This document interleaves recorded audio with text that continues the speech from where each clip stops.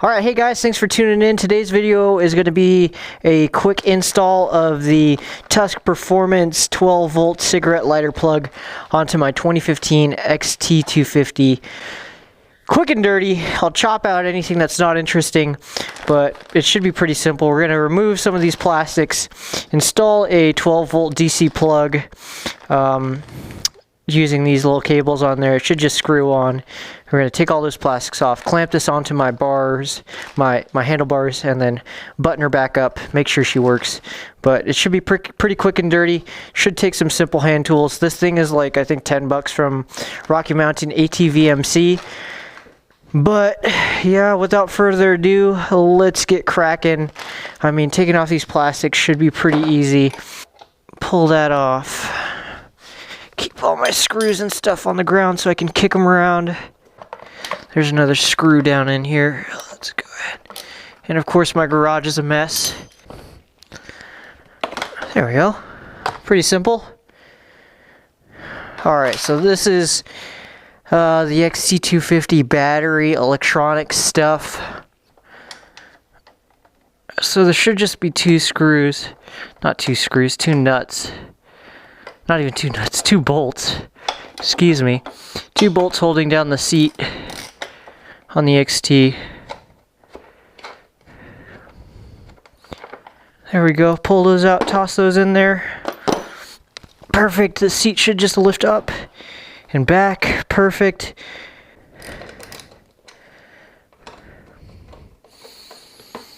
Alright, so the two in the front, on this front fender right here on the gas tank, are the two small ones. That should just pull off now. Let's see how it's holding on this. Oh, it lifts up. That's good to know. Ooh, a bug. Look at that, a bee. It slides onto there. Don't pull it. We know that there's a screw here, there's a screw here, and then there's a tab right there that you just go ahead and lift off on. Here's the battery right here, and I want to get the cord all the way up to the front to mount right here. So ideally, I would match all of these wires right here on my triple tree and just plumb it directly back into here. But I heard these cables are really short, so let's go ahead and open it up. See how short they really are. Because I'm just going to do the good old zip tie electrical tape deal. It's not going to be fantastic, but it'll get me close enough, I'll tell you that much. So let's pull this off of here, and we should be able to tell pretty quickly if it's the right size or not. But you never know. Oh shoot, that is short. I'm definitely not going to... Actually, man, I can make it. So, I want to put it like this. Just plumb it straight right there, and then plumb everything along with those wires. But we'll see if we can actually feed this through. It's tight in there. It is tight. I don't know if I can squeeze this fuse holder through that tiny gap in there. Especially with that metal bracket right there. Looks like I might not be able to, unless I cut it. Let's see what other ways I can run this thing. If I clamp it there, I could just cut and resolder that, and that might work. Ooh, solid rubber cap, I'll tell you that much. Alright, disassembling this thing does not look like fun. Hashtag made in China. Spin that back on. Looks like it might be in my best interest to go like this. Under. It's not ideal. But shoot, man, that kind of sucks. That's not what I was looking for. Not the look that I was going for either. I wanted it to look sorta, at least semi-factory.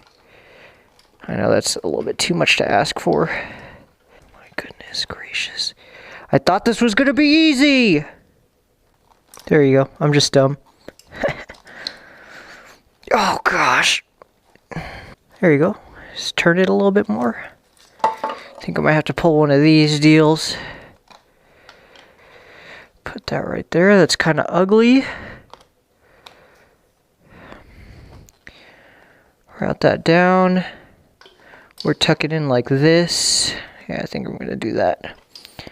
Going to run it tucked on this panel right here, whatever this panel is. I don't even know what this does. Oh, that's where my spare toolkit is, I think. Here, let's check that out while we're here. XT250 all day was telling me to change these out to spin knobs, which is a good idea. Yep, just a rubber fitting on there, and this one is a pull forward kind of deal. There's the XT250 spare tire, or the toolkit right there. Let's get rid of this spare toolkit. Pull that out. This is way harder than I realized it was going to be. I don't have the patience for this. I guess I can just do it ghetto and then just zip tie it to my frame. That might actually be my best option, given how this is going right now. Okay. So essentially all you have to do is connect your positive here, your negative here, and then you should be good to go. Let's go ahead and try it. We're going to go ahead and disconnect the negative battery terminal right now and see how far that gets us. You always do the negative first, because if you do the positive, you might connect some sort of circuit between your tool and the bike, and that's not fun. I'm going to go ahead and lift the dust boot off of there so that way we can access that. It looks like a 6mm or something like that, really small bolt on the negative side. Probably gonna need an extension for that. Pull this guy off. Hopefully that's the right size.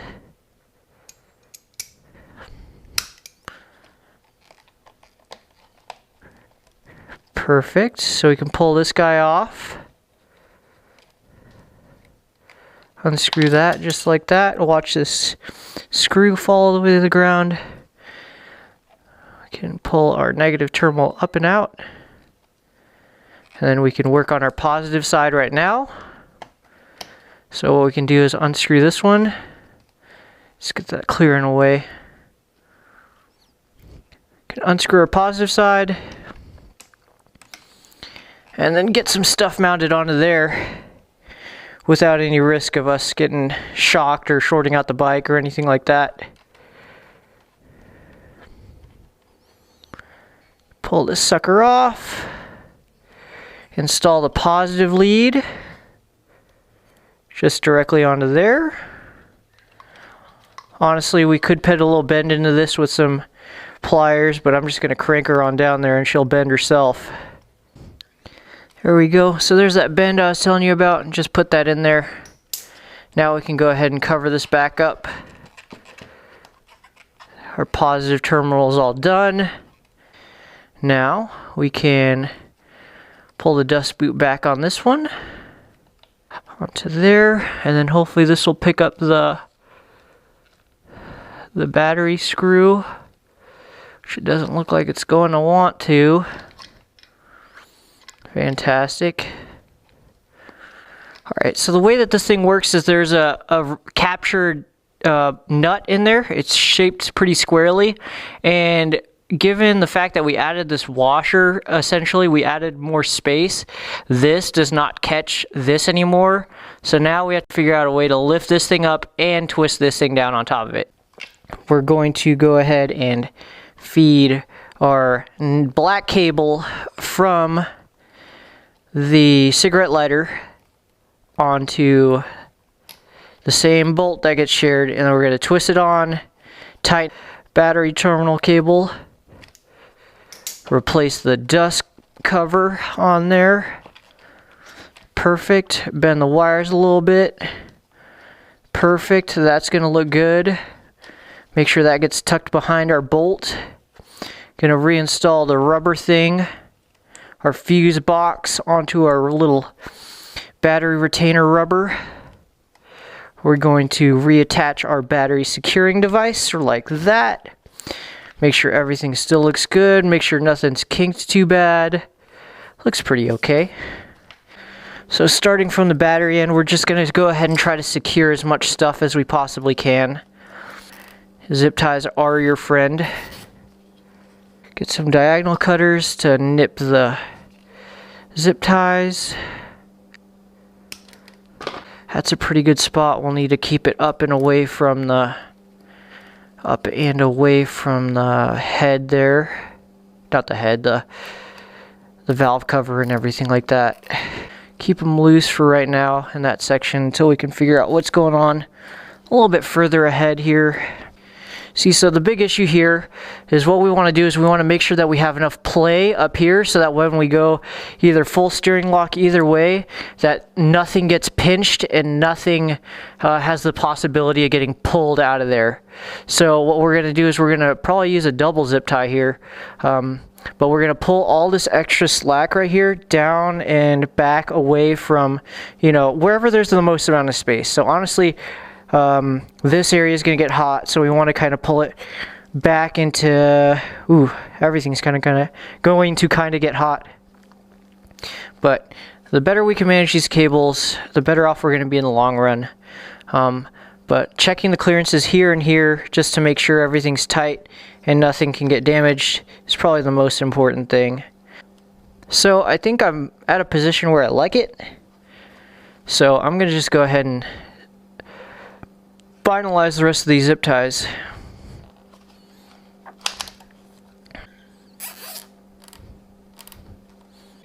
So now I can cut the ends off. Cut the ends off of all these zip ties, cut them all flush.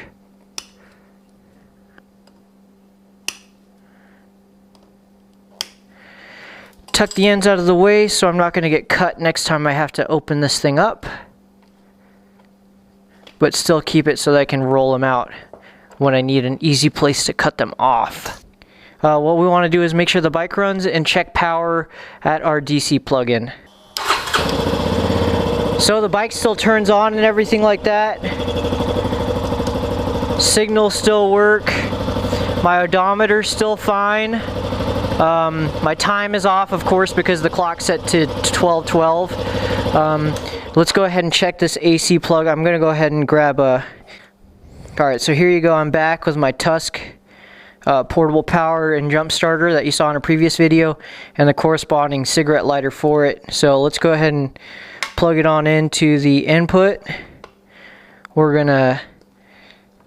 This should have power right now because it's directly hooked up to the battery.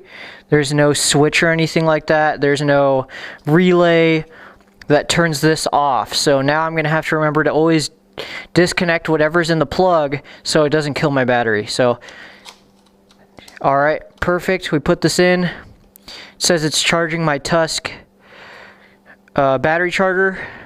Let's go ahead and try to start it. Still starts fine. We're still getting charged from here. This plug totally works. Awesome. Now I can go ahead and button it back up, tighten everything down, put my fenders back on, and then we'll have a working modification here. So there are a lot more hoops than I thought putting this thing all together. But I did learn something. I learned what kind of a mess is under here.